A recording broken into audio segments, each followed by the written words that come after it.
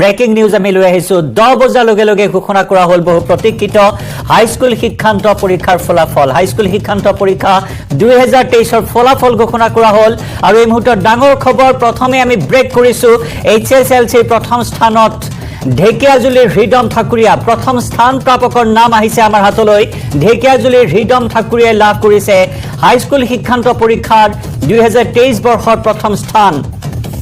হৃদম ঠাকুৰীয়া প্ৰথম স্থান প্ৰাপক হৈছে হৃদম ঠাকুৰীয়া ঢেকিয়াজুলিৰ হৃদম ঠাকুৰীয়াই প্ৰথম স্থান লাভ কৰিছে শংকৰদেৱ শিশু নিকেতন ঢেকিয়াজুলিৰ ছাত্ৰ হৃদম ঠাকুৰীয়া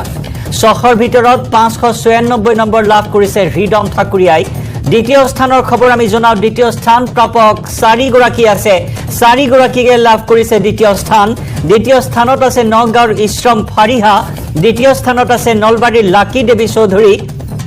আৰু আজিৰ বাতিৰিটো ইমানে সামৰিছো আৰু ভাল লাগিলে চেনেলটো সাবস্ক্ৰাইব কৰি লগত থাকিব এনে ধৰণৰ ভিডিঅ' সমূহ নিত্য পাবলৈ ধন্যবাদ।